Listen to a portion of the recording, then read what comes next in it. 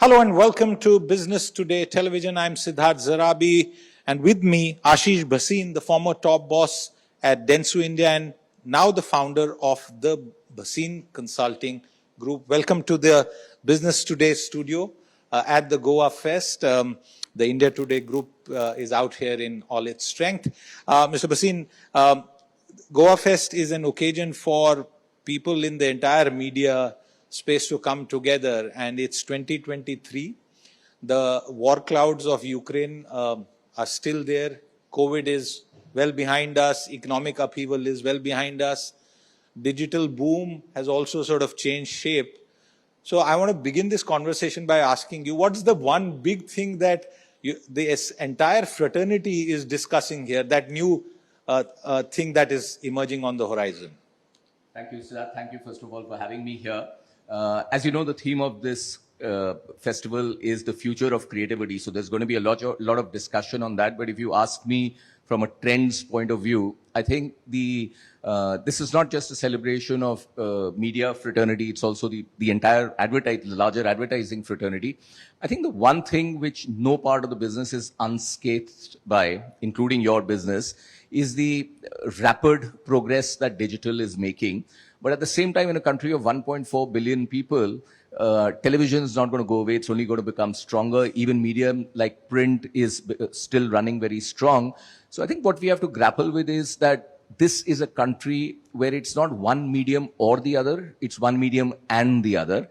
And there are very different Indias. Now, if you're a brand, how do you reach them with one consistent message? That, I think, is going to be a big challenge in years to come, particularly as digital takes more and more center stage. Is it even possible to have one consistent message across platforms and, like you correctly pointed out, across a vast, complex society, culture and country like India? You probably can't have one consistent message, but you definitely need to have one consistent positioning for a brand, right? Because every brand, whether it's a media brand or a consumer goods or whatever, stands for something in the consumer's mind.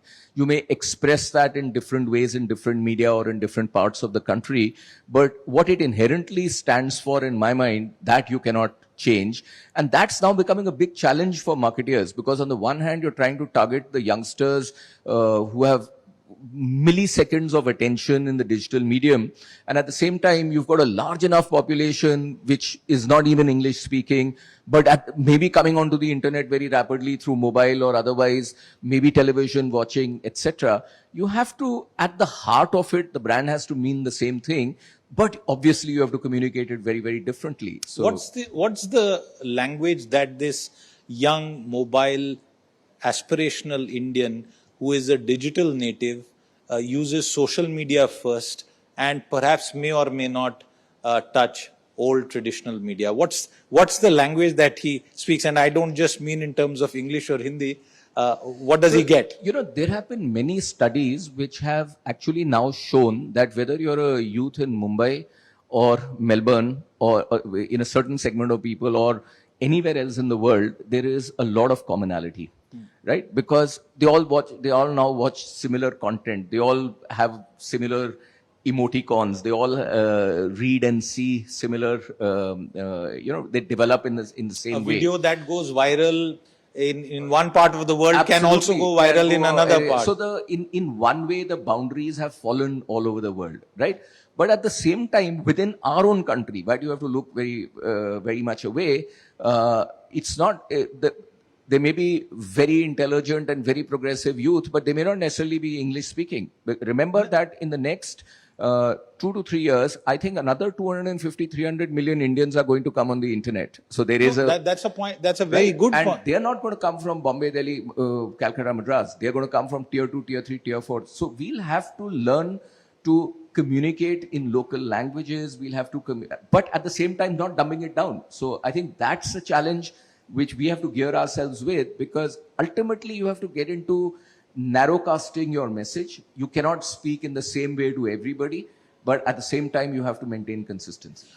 Since we took that example of virality, tell me, what does an advertiser really achieve on a man bites dog video? Look, it's not a question of what an advertiser achieves or doesn't achieve. In the era which I grew up in, right? The advertiser crafted what he or she wanted to tell the consumer, right? You crafted the message, then you put it onto the television, you researched it, or you was in put it your on control. paper and it or endured. newspaper or whatever, and you controlled the message, right? If any advertiser today thinks that he or she controls their brand's message, they are completely mistaken, because the message is controlled by your audience. You may want to say anything you want, but your audience may be talking something else on social media. So, But sorry to interrupt you, but are you saying that it won't be possible in today's age to create the Air India Maharaja? it's definitely possible and it is more needed, but what is needed along with that is to start to listen. We are only used to talking. We are used to broadcasting. We are used to saying, this is our message, you please listen. Now it's the other way around. You have to listen to what the consumer is saying and accordingly craft your message. And I think that's a learning phase that marketers and advertising agencies in India are actually on the cusp of going through. And over the next 5 years, you'll Which see that companies, not the names obviously, but which companies and what culture do they need to succeed to listen, like you said? I have a feeling that digital first businesses, those whose business depends on digital. So, for example, you may be a food delivery system or you may be an e-commerce company or whatever sphere. But if you're a digital first company, you generally have a better, and I'm saying generally because there are exceptions on all sides, you generally have a better sense of listening because they've grown up in a different era. The companies have been born in an era where they've needed to listen. I generally find that the old established companies, while they're pretending to now start listening and are probably listening a little more than they were earlier, are still very much more inward looking. So the younger digital first companies, I think, are better off in that area. I'm going to take an example here. One of India's largest brokerages that bootstrapped itself, hasn't taken any money from outside, perhaps does zero advertising, Zerodha, and it's a very big brand. How does that square off against a world where to break through the clutter, you have to advertise? Look, it's not that to break through the clutter, you have to advertise. I think it's more about what are you communicating to the audience. If you can do it free, that's damn good for you. But very, very few people are able to manage to do that, right? Even if you take the example of Zerodha, I'm pretty sure it is not that they have had zero advertising. Maybe they've have spent relatively less money and have been able to ride it and pull it much more. And that could be a part of their listening skills being better than that of any of their competitors. I don't know much about the company, so I cannot say. But if you listen to the consumer, to the ultimate audience, I think your message in relatively less money can go a long way because your wastage gets eliminated and the message that you want to give is catered to the way that it will be received better. What are media agencies and clients looking from media platforms today? I think innovation is key. Irrespective of which medium, it may be print, out of home, cinema, TV, digital, anything, you have to have newer and newer ways of reaching your audiences. Anything which you've been doing for the last 100 years, if you think that you can keep doing it in the same way, that's not going to work in 2025, right?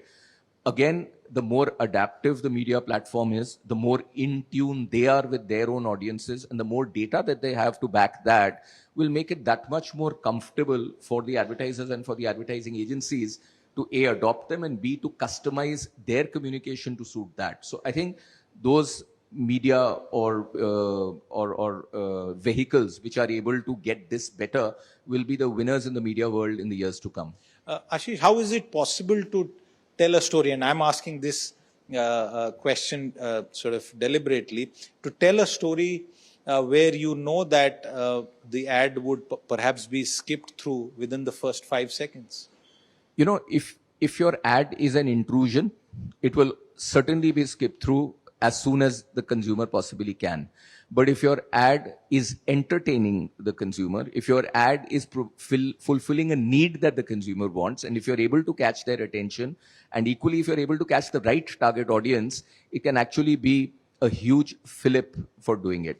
Storytelling is not going to go away, but the skill for telling the stories has to change because the attention span has gone down.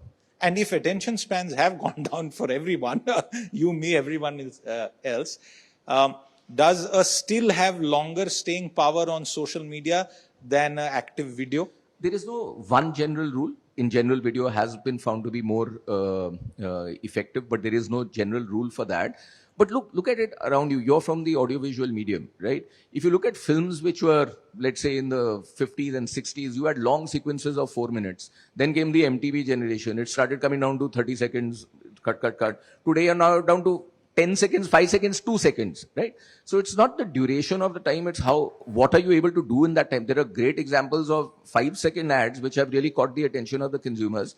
Is that so? They've caught the attention because they're part of feeds and they pop up and maybe the thumb is very interesting or the messaging is very... It could be a combination of all of that. No one piece of communication can tell your entire story. If it intrigues you to go into something further, to click somewhere else, or to want to know more as a consumer, that is where your real success starts coming. So you don't have to look at the communication as a 2 seconds or 5 seconds or 10 seconds that you're doing. You have to look at that as an entry into the consumer's world. If you have been able to enter in the right way, the consumer will give you a lot of her time, right? But if you've put them off, or if you've got the wrong consumer, you've targeted the wrong consumer, whatever you do, even if you get 1 hour of their time, you're not going to be successful. How do agencies, entities like yours help advertisers find the best target audience? Is it your experience? Is it your feel? Or are you using technology also to help advertisers achieve bang for their buck? See, luckily, I'm now at a position where I can give you an honest answer to this.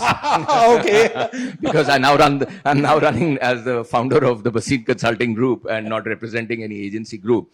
I think data is very, very important at a time when you're making millions of rupees of investment decisions in any medium. So it is extremely and hugely important. But anybody who either just looks at TRPs or just looks at print data or just looks at only data and doesn't use their experience and their bid is completely losing the trick, and no client is going to keep such an agency for a long amount of time.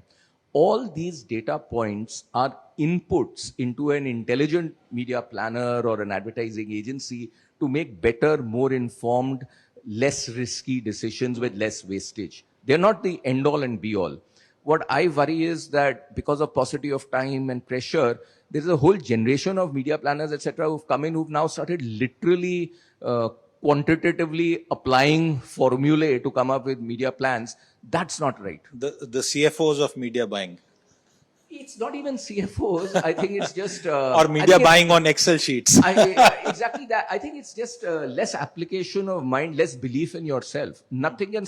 You can give me any amount of data. Unless I don't have a first-hand feel of what the consumer is doing, I used to insist that anybody who's doing significant media planning must go and meet the consumer. We used to earlier on, and now there's less and less time to do this, send people on market visits to go and see what is happening on ground. There is no substitute to that. All the data points are an input to you to make a better informed decision, but you are the one who is making that better informed decision. I think the new generation has forgotten that.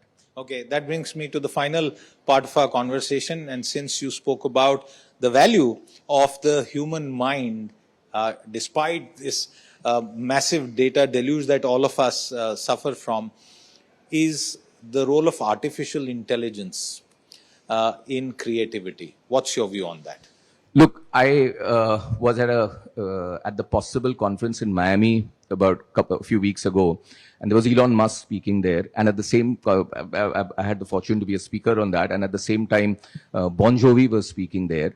It's very easy to dismiss artificial intelligence or get totally enamored by artificial intelligence. But the real insightful speakers that I found over there, and these are, remember, the best of the best in the world, right?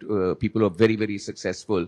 I think the message that they were giving is that this is a great input into me to better develop my skills. So Bon Jovi actually said that, look, I don't think artificial intelligence can ever write a song as good as I can, but artificial intelligence, and he's a man in his 70s, right?